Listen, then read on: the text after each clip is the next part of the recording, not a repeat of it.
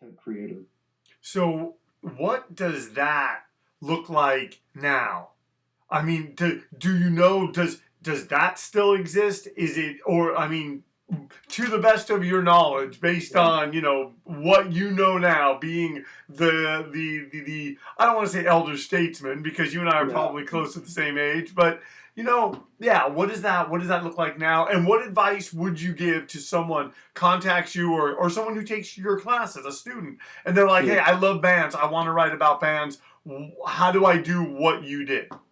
Yeah. Well, what it looks like now is, of course, there are a lot of online portals, and you have to find these portals that are paying, of course, too. So if you want to make money, you're going to have to find a place that will pay for the work that you're doing.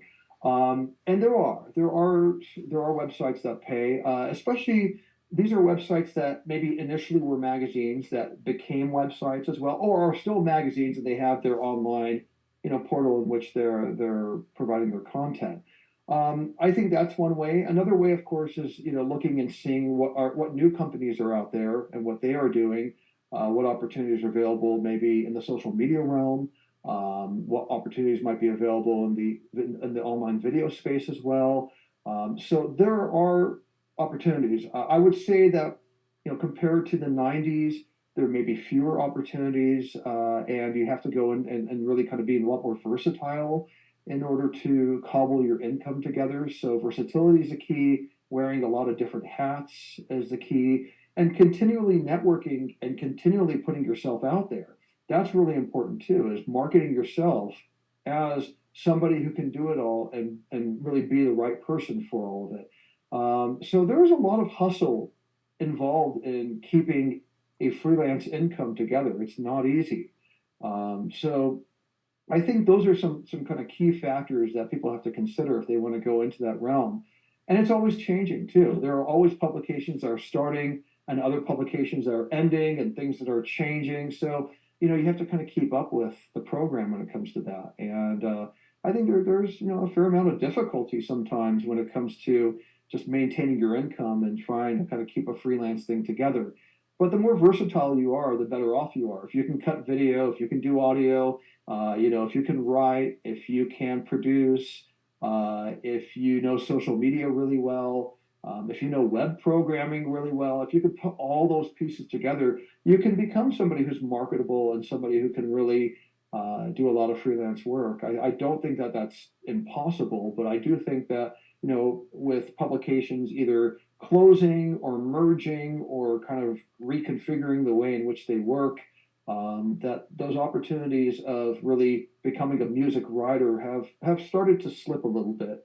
And so, the advice I give for people who want to start off in music writing is, yeah, write as much as you can, get a portfolio together, put that online, market yourself, let people know you exist. Connect with artists as well as much as you can too. I mean, you want to interview them.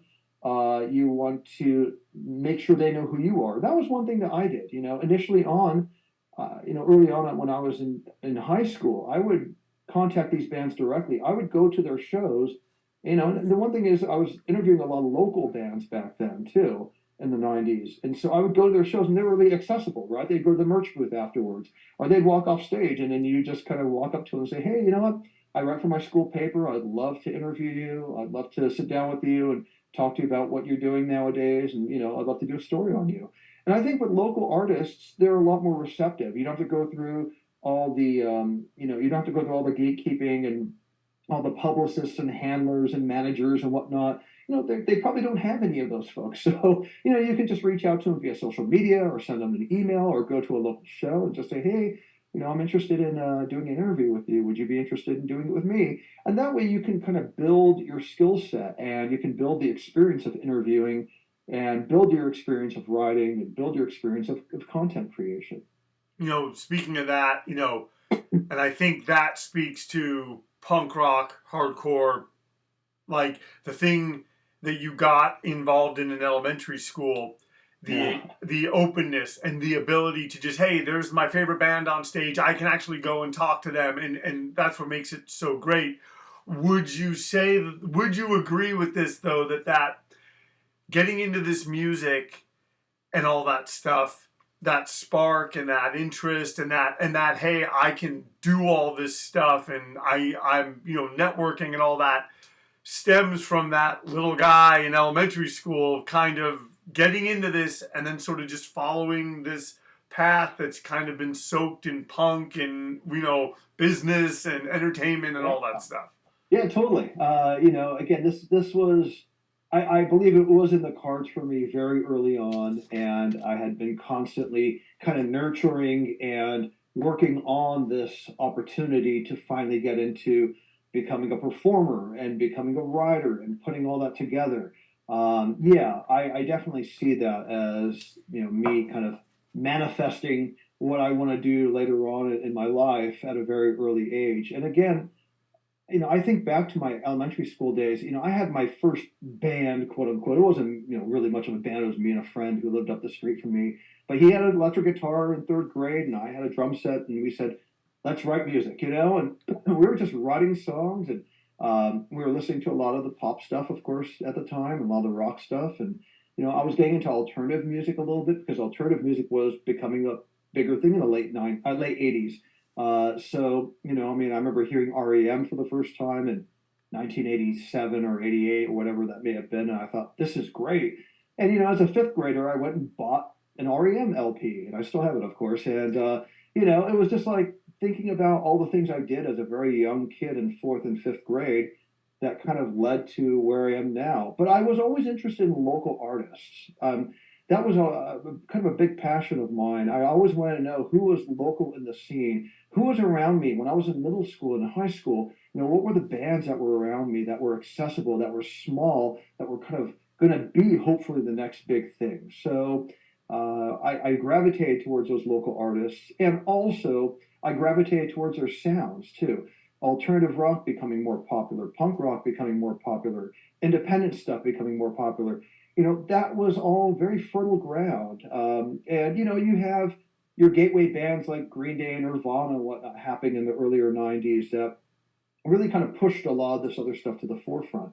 So I was really excited to see all this happening, and I'm very thankful that I actually saw it happening at a very kind of fortuitous time in my life here. And you were very Where close to it, like in yes, you know what I mean. yes. You were close to it, so I was. I'm in Southern California. There are a lot of awesome artists. They're playing locally. If I couldn't drive there, my friends could drive there.